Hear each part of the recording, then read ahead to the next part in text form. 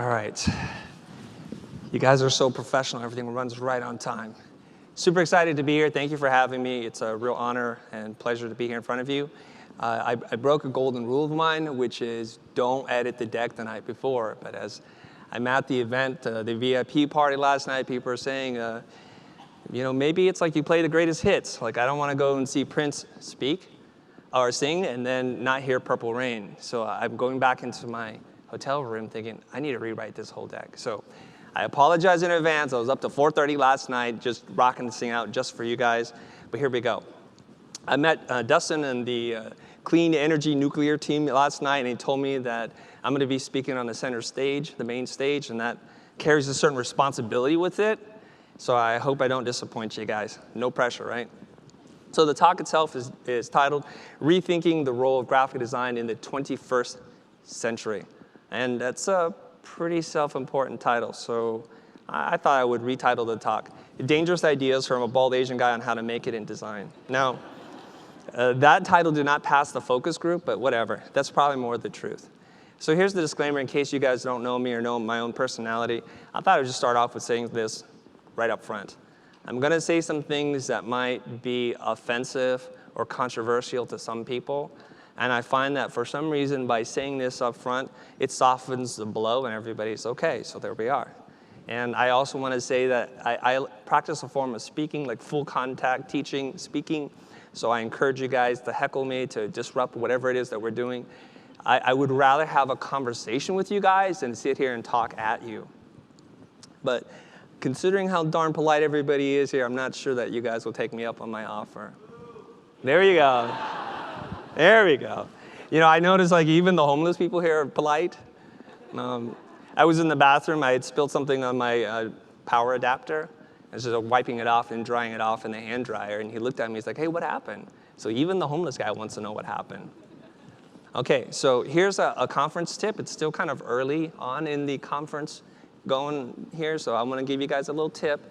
And the general rule is whether it's this talk or somebody else's talk, you don't have to agree with everything the speaker says to be able to get something of value.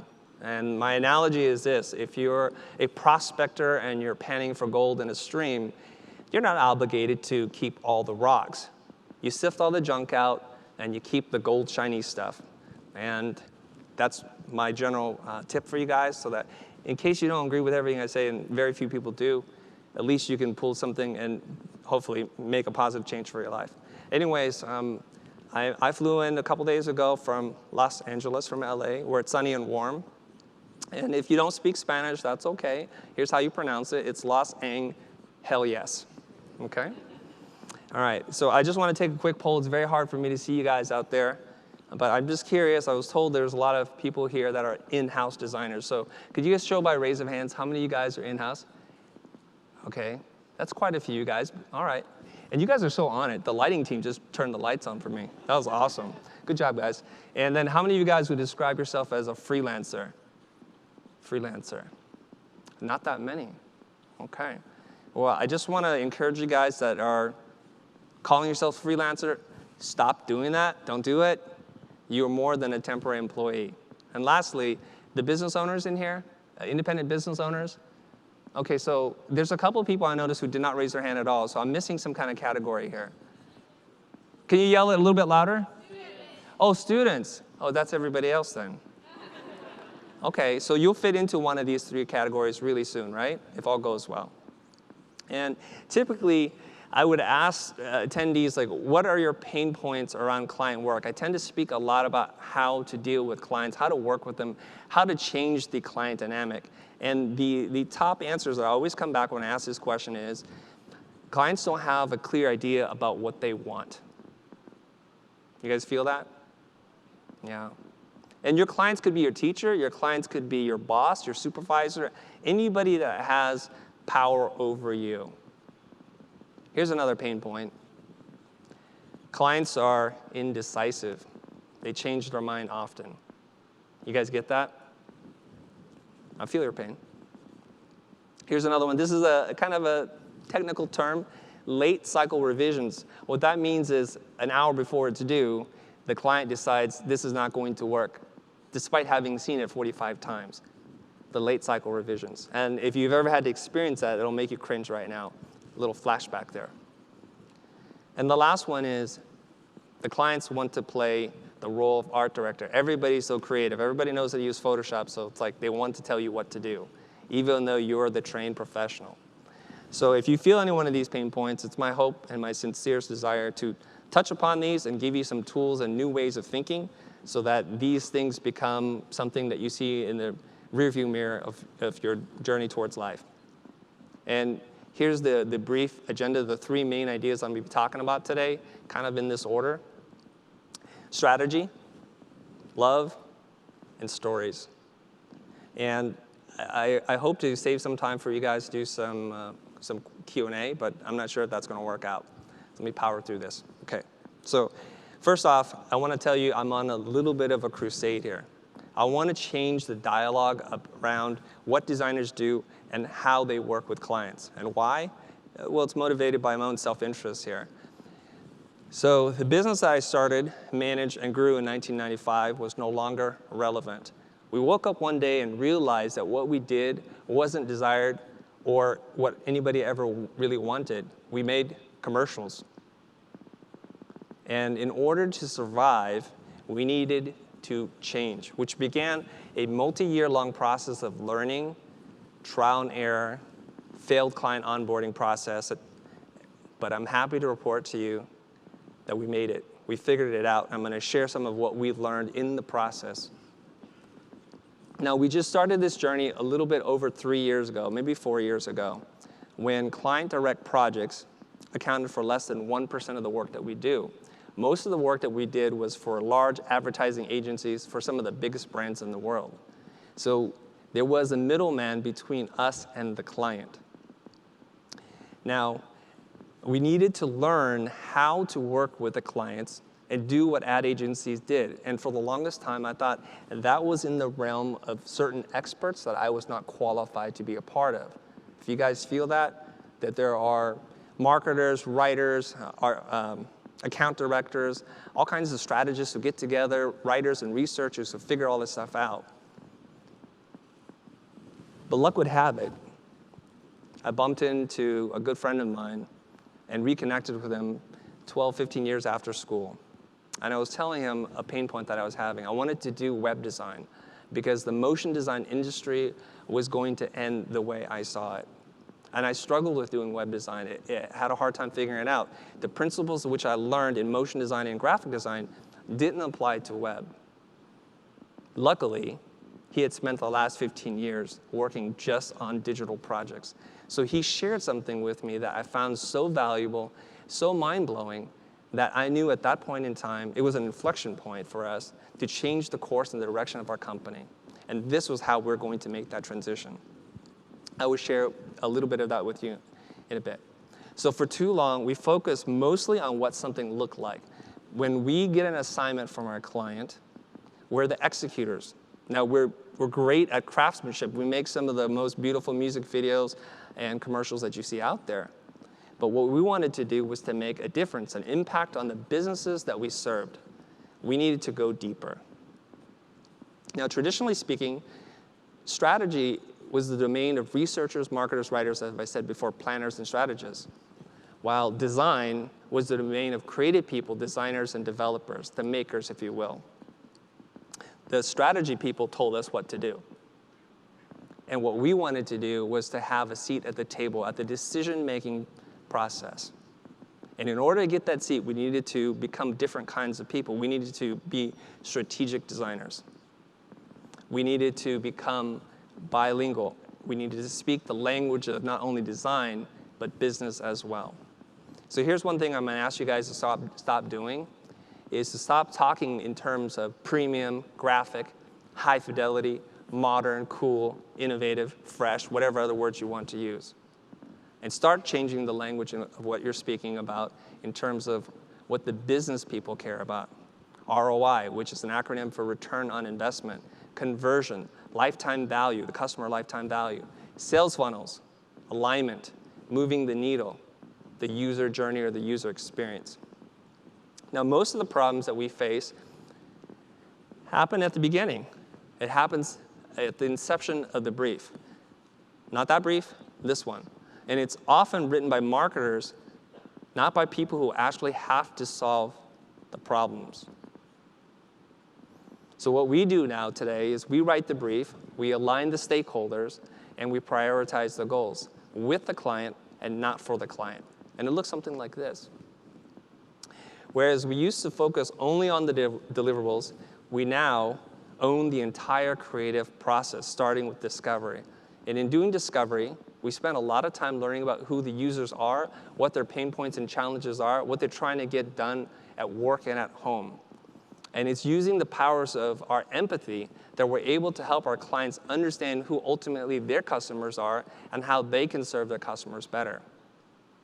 Once we do that, everything seems to fall into place.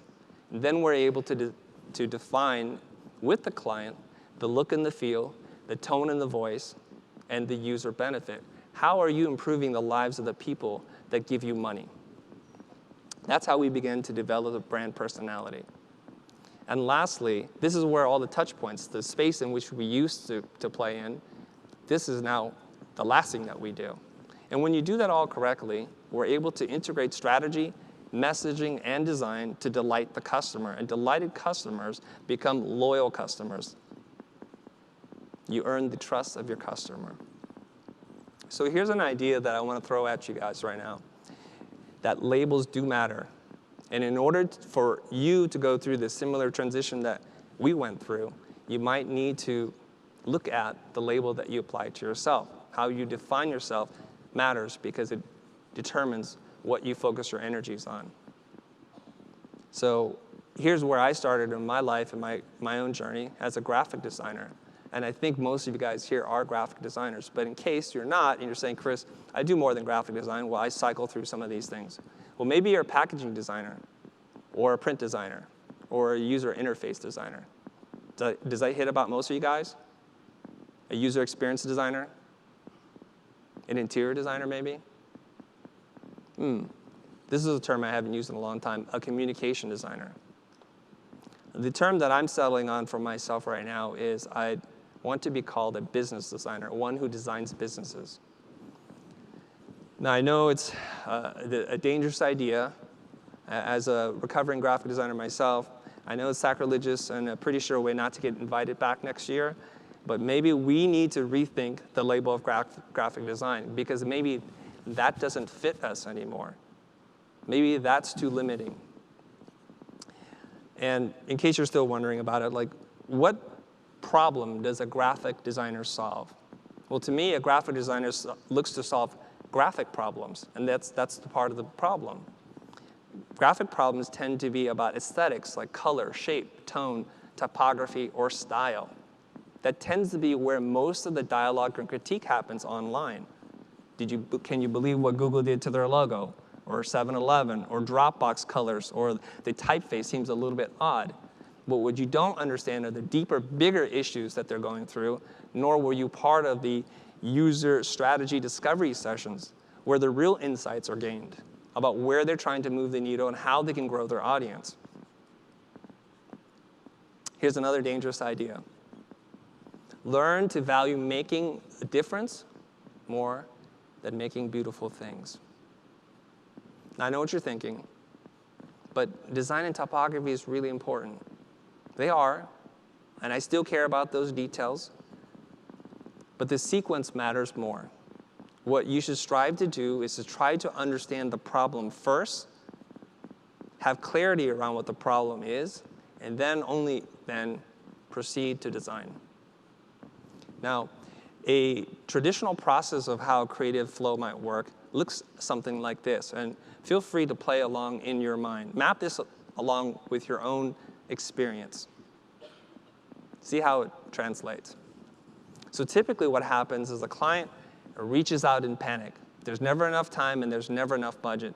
All of a sudden, they woke up one day and realized they need a new fill in the blank, a branding, marketing campaign, they need a new website, a new app, whatever it is that you make, this is what they need.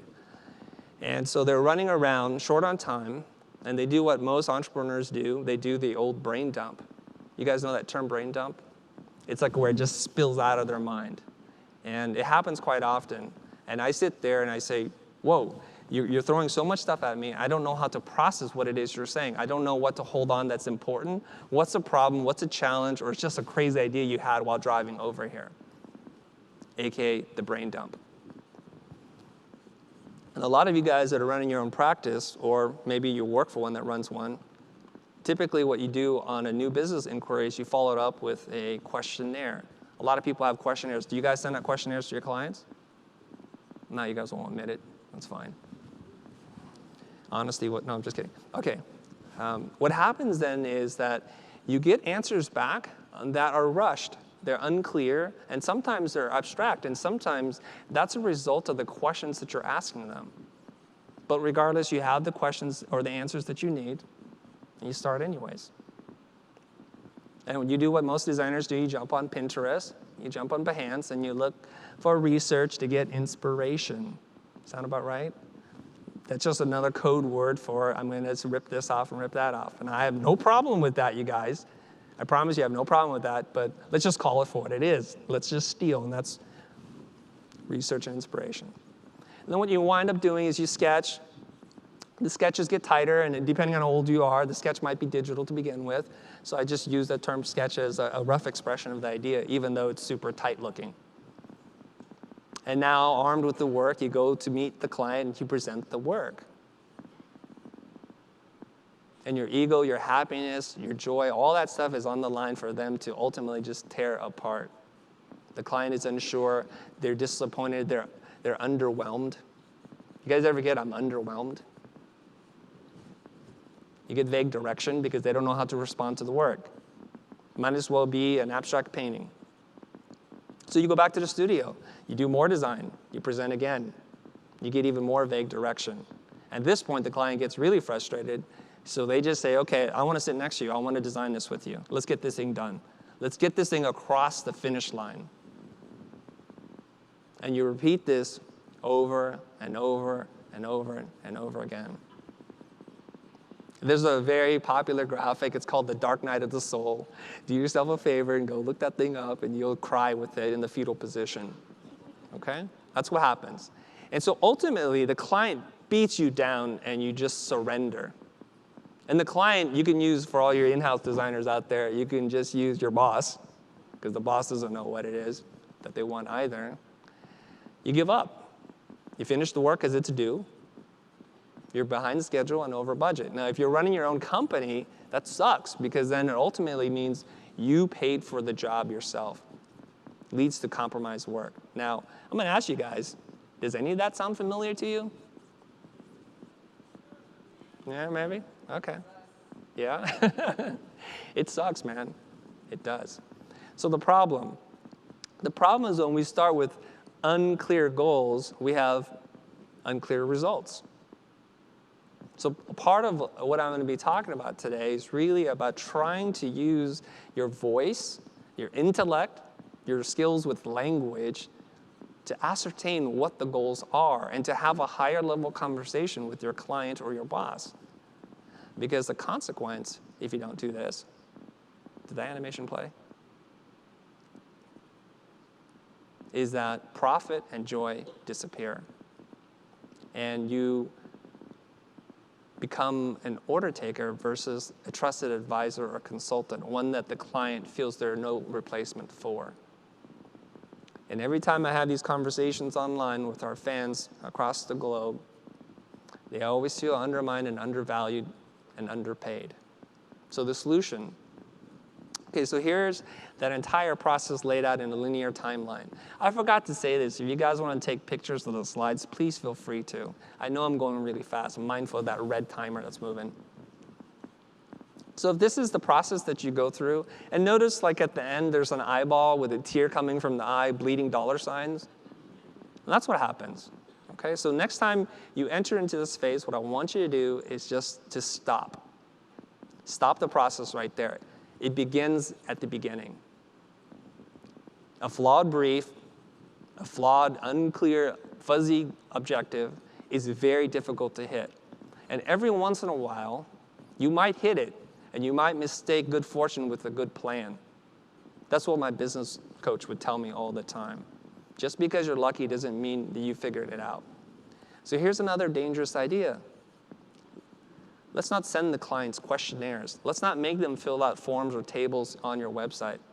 Let's just have a real dialogue with the client and not be afraid of what they have to say. Because questionnaires put the burden of work on the client. It also negates your ability to demonstrate your expertise, for you to be able to listen to nuance and guide your clients through a process that's actually very difficult.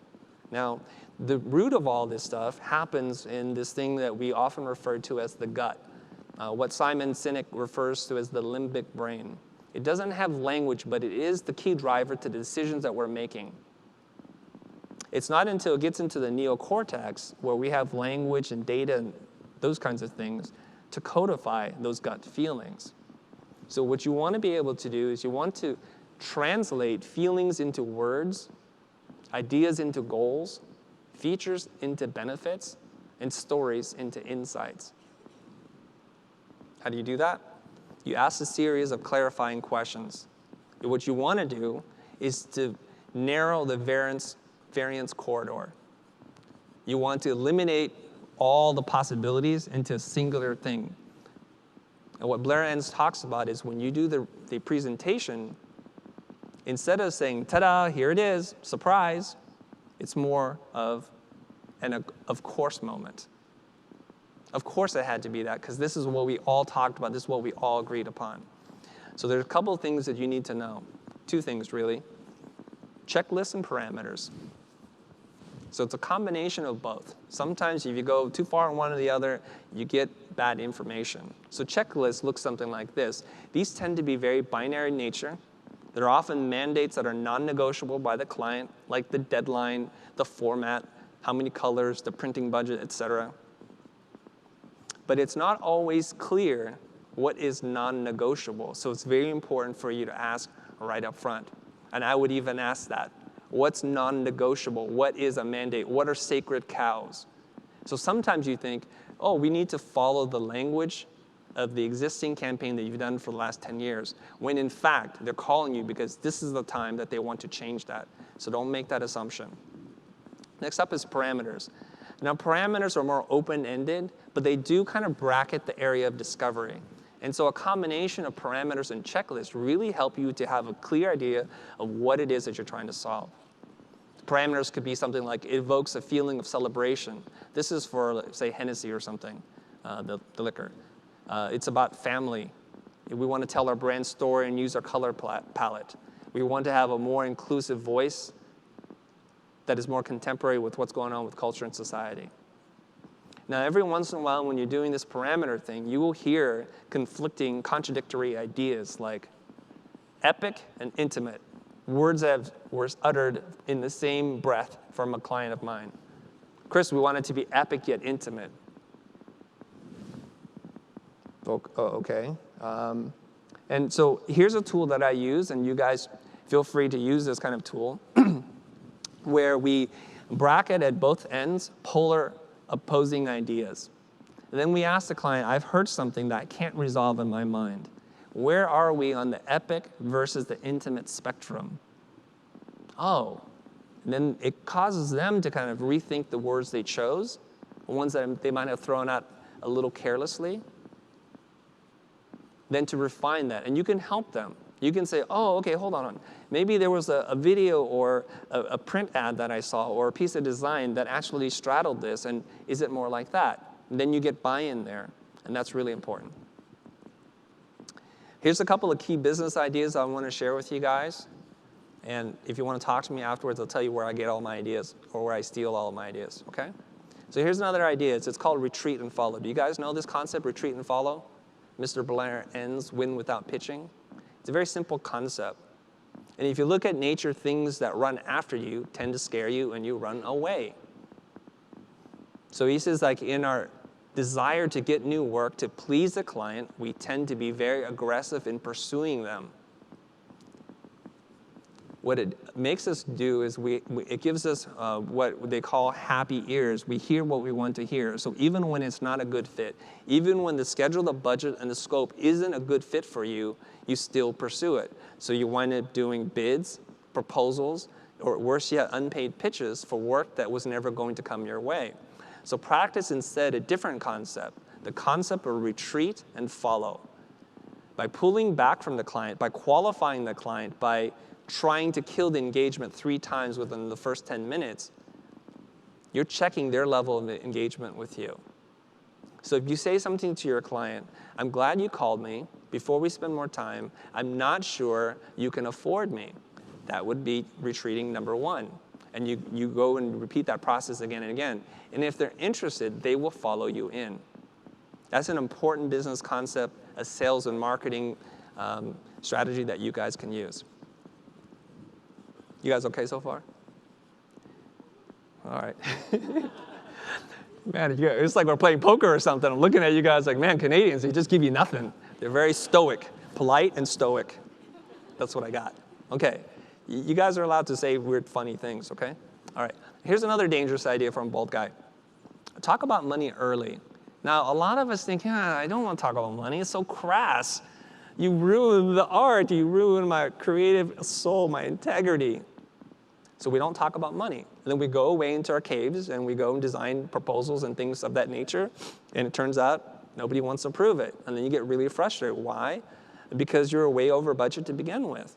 So what we want to do is we want to talk about money early and we want to talk about it often.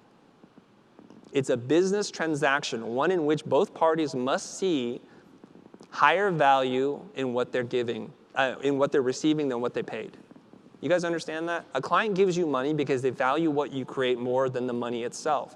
And you agreed to take on the money because you value the money. You got to pay rent, buy baby formula and diapers.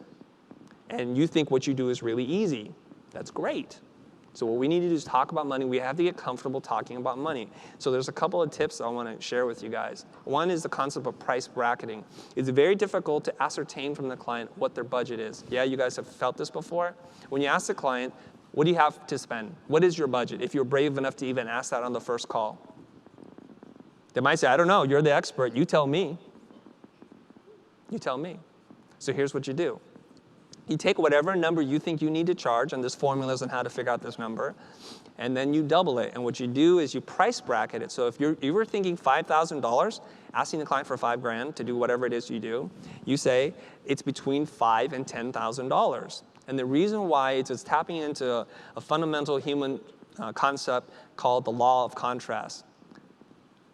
Dr. Robert Cialdini talks about in his book, Influence, something about persuasion. He says the law of contrast. Absent context, everything can be expensive or cheap. A $10,000 car is expensive, but next to a $120,000 Tesla, it's actually quite affordable.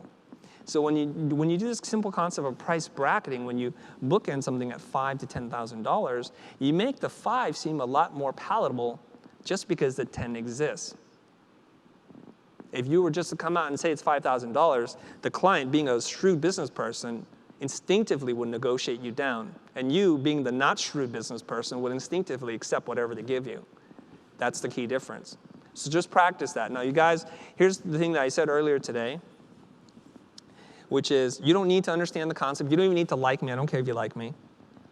Is just take what works. And I'm telling you right now, there are kids all over the world, because we have a global audience, who write back to me and message me.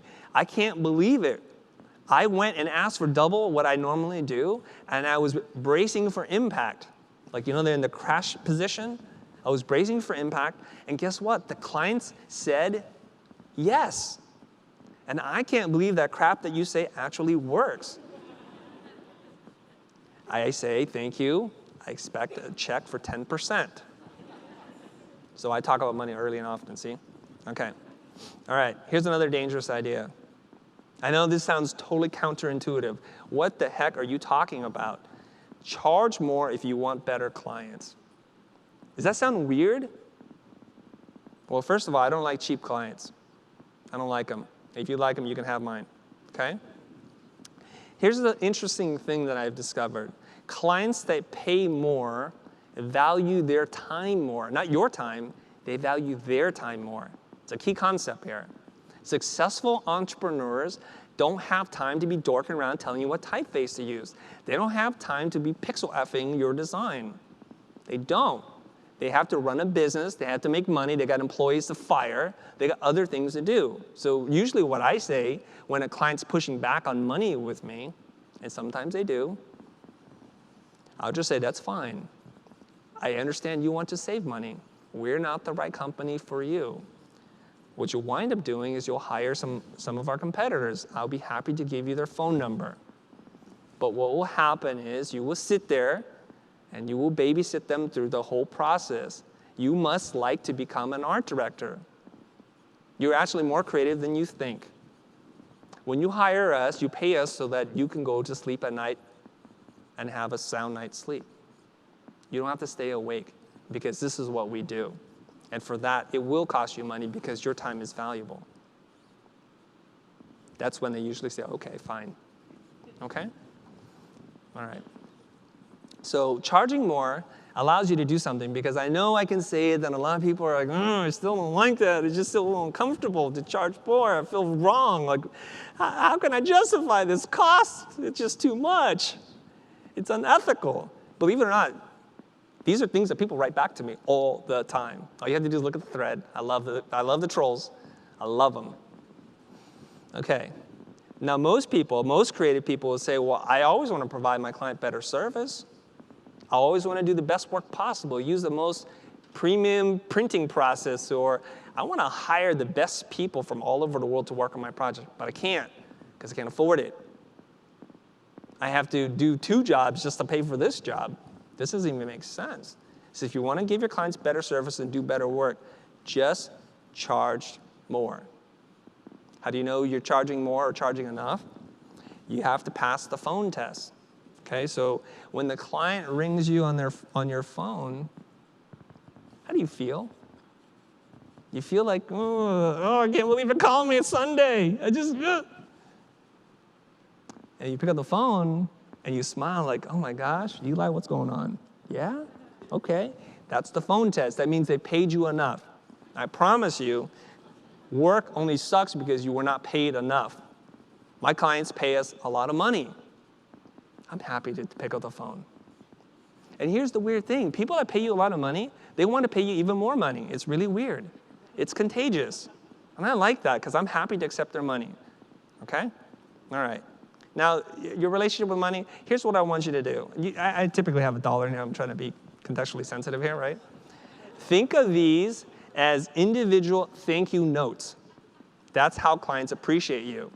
That's the kind of appreciation I want. They must like me a lot. They gave me a lot of these, okay? Even with the exchange rate. All right. All right, here we go. Ooh, 12 minutes, 35 seconds. Okay, poll. How many people love their clients? Raise your hand. How many people love? Okay, all right. All right. Okay, I just saw a few. It's dark. I just saw a few hands go up, okay? That's not a lot. It's not a lot. But the more important question is, how many people have clients that love them? I'm not talking about kind of like you, kind of not appreciate you, not infatuated with you, but love you. Like even fewer hands now. Okay. All right. Have you ever had a client call you and say something like this? You should charge us more. You know what, Chris? I really appreciate the work you've done. I've issued you more shares of our company.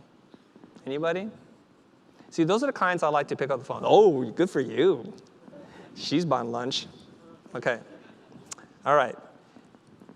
Now, would you guys agree with me that love should be reciprocal? Yeah? And since you can't make anybody, especially your client, fall in love with you, you have to start. And you should love them. It does seem reasonable, doesn't it? That they pay you to do something you love that you would do in your own free time for no money at all? All right, so what I'm talking about is love here. But love can be an abstract concept. Okay, so for the men in the audience, let me put it another way. Okay, love is A times U divided by ME. That's love. Okay, what love, and I did a little work in relationship therapy here. Love really means two things: appreciate me and understand me. Ladies, am I right? See you guys, I don't know what I'm talking about. Appreciate me. Thank you, honey. And wow, you did have a hard day today. I understand you. Okay. So how should you respond to your next business inquiry when the clients call you? Anybody here or like a web designer or something like that? Yeah? Okay. So if I'm a prospective client and I call you and I say, hi, Mary, I need to redo my site, and I hear you're the person to talk to. I don't know if your name's Mary, I just made that up. How do you respond? How do you respond? Young lady in the front? Yeah, I'm pointing right at you. How do you respond? How much are you willing to pay me? Okay, she's going right to the money. Wow. That is like hashtag art prostitute right there. Okay. Okay.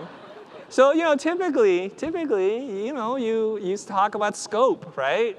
Before you say how much you're willing, it's like, talk to me first, Wine and dine a girl first, right? Scope, and then you might get into pricing, and then you send in a bid. That seems pretty typical, right? You got to scope the project. You got to figure out the price, talk about the money, and then you send in a bid.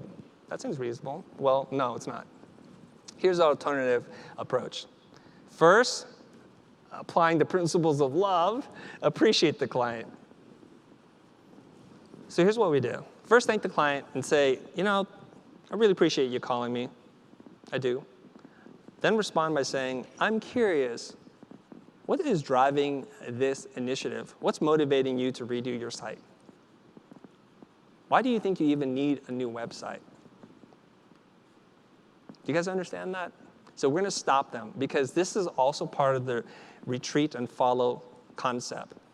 Just because you call me and you think I need your money, and I do, I don't act that way. I don't behave that way. I want to change the power dynamic. So here's another dangerous idea. Selling, which a lot of people don't like, is not convincing. It's not persuading. It's not cajoling. Selling is being curious. So by asking these kinds of questions, you're showing both appreciation, the desire to understand. You're asking the client to take a moment to share a bigger problem with you versus prescribing a solution to you. When they come and say, I need a website, they're saying, I've already figured out all the problems. A website is the answer to my problem. That puts you back into the role of being an order taker, which you don't want to be. You are also telling them that you're interested in solving more problems than just graphic problems. And this is the difference between being an amateur and an expert. Amateurs give advice. And advice is in the form of your site needs to look like this and use this typeface because it needs to be responsive. What experts do is they diagnose. They spend more time learning to get to know you. Love. So you need to learn to ask better questions. I got to power through this now, you guys. Oh my gosh. Okay, 3 golden questions. Just screen capture this. 3 golden questions. I find that this generally works on us, every single client that comes across our desk. What are you trying to accomplish? Like, what are your goals? What's your objective? What's the big thing you're trying to do right now? Let me start there. So sometimes when they say, I want a website, that's not what they're trying to accomplish. It's because sales are down, conversion is off, the signups are down, those kinds of things. 2, what's getting in the way of you achieving this goal? You're asking the client to tell you what they think the problem is. This is also a great way to engage your client.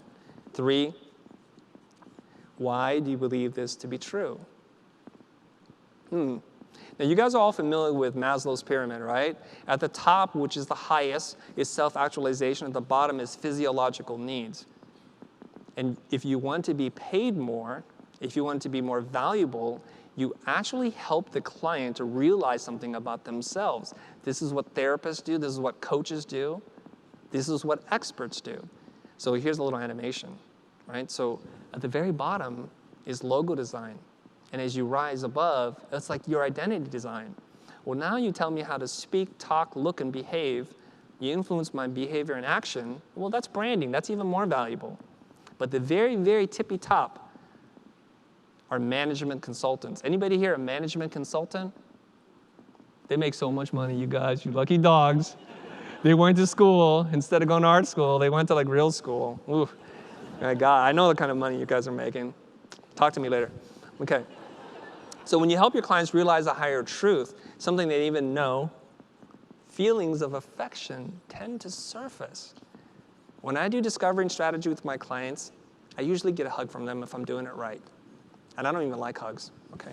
So here's some key ideas. Bullet point: slow down, get to know me before you try to close. Mary, or whatever your real name is, slow down. Stay in the diagnostic phase for as long as possible. Amateurs prescribe, experts diagnose. Show up empty. Do not have an agenda. Be open to more than just graphic problems. Am I starting to make my case here about the term graphic designer? Okay. Selling is being curious. So we can all be better salespeople if we just learn to ask more questions. And asking why 3 times tends to annoy the client, but it tends to get at the root of what they're trying to do. Okay, this is the last arc here, you guys. I might make this. Tell your story. So how many of you have heard or even said the work should speak for itself? Yeah, I'm guilty of this. The work should speak for itself. That's why I don't want to talk about it. That's why I went to art school, man. Okay, that's what I was taught in design school. But when it comes to marketing, especially in the 21st century, the work cannot speak for itself anymore. Okay, work, absent story, and context is undifferentiated, for which there are many inexpensive competitors for. Undifferentiated products and services compete on price. So if the price isn't right, you just move on. So when you present your work, you soon-to-be graduates entering into the workforce, when you present your work online, what story are you attaching with the work? And I want to prove it to you, okay? All right, this is a cup of water. It's the most plentiful natural resource on Earth. It's the basic building block of life, and it is literally free, especially here because it rains. Okay, it is free. Yet there's such a large price discrepancy for bottled water. Do you guys ever wonder why? Why do some bottles of water cost more per gallon than gasoline? Why? Fancy packaging. Somebody says brand. I get it. Okay. It's because they tell a story. I try to make this easy, you know? Started with story and then the answer is a story. Okay, the story. So each bottle of water tells a different story and carries an appropriate price tag depending on how it makes you feel. You as the consumer join a tribe of other consumers who drink Evian or Voss or Smart Water. Yeah, I'm not stupid. I want to drink Smart Water. Okay? So here's a bunch of bottles of water. If you drink Crystal Geyser, or whatever the equivalent here is, Pure Life, it might say, I'm thirsty and I'm thrifty. Or it might say, I'm not going to buy into all that marketing crap. It's just water, man. Okay, if you drink Fiji, it might say, I really, really, really need a vacation. And I have OCD, because this is artesian water. Let me raise my pinky. This is artesian water, untouched by man. That's what they say. And here's another one for you. Or if you drink Ethos, available at Starbucks, it says, I'm conscious, man. I'm affluent because I'm buying water not just for myself, I'm buying for all the poor kids around the world. It's very expensive, Ethos water. And then there's you. If you present work without including your story, you're just water. Now notice when they serve water at the table at a restaurant, they uncork or uncap it right in front of you. Because if they said that that was Evian, they just gave you a glass, you would not pay for that. This is the power of story and how you present yourself. So what you've got to do, what you have to do, is you have to tell your story. You can't be this guy or gal. So how do you do that? How do you do that? Ooh, 1 minute. I could do this. 1 minute. Okay. This is a personal branding worksheet. You guys can go on our website and download it at thefuture.com, okay? I'm going to go over it real quick. You may want to take screen captures because oftentimes you'll forget this conversation and you won't look for it. It's free, 100% free, I promise you, I think. There's just 4 questions that you need to know. So this is a personal branding worksheet that I put together. Okay? It's the less corporate version of what I do for clients. So who, what, how, and why. It's really simple. So first off, you just answer, who do you serve? Describe the communities, organizations, and tribes you serve. And you just list as many as you want. Go bananas. Don't limit yourself. Don't edit. And then what you need to do is pick the top 3 and narrow the top 3 down to 1. Okay. What do you do? Describe what you do to help others. And again, repeat the process. Pick the top 3. Now, if you're stuck and you can't fill this thing out really fast, that's totally okay. Ask your best friend, somebody you're dating, somebody who knows you really well to help you do this process, okay? Number 3, how. Describe in tangible terms how you're able to help others. Again, pick the top 3. And the last one that you have to answer is this why. And this is the hardest one. Why do you do this? Describe the emotional, intangible benefits you create for others. The light's flashing. I get it. I'm almost done. Okay. And here's the formula in which you use. Okay? It looks really, really simple. I help. And then there's these words to, by, and that. Okay? And the first one is who. I help who. Who do you help? What it is that you do. How you make them feel. And the why, the emotional impact that you create. It's a really, really simple framework. And I'm going to show you because I reverse engineered one from a really large company called Siegel Vision. You guys have heard of Siegel Vision? Siegel Gale? Okay, Siegel Vision. This is straight up from their website. I just kind of fit it in here. I help purpose-driven organizations to achieve clarity of identity, clarity of expression, and clarity of experience by delivering clear, I like that word clear, hard-hitting solutions that inspire action and drive impact. That's pretty good. Here's my last slide. Key ideas. Okay, you guys ready? Inform versus inspire. Oh, forget that. Forget it. That's it. That's all I got, you guys. Thank you very much. Okay.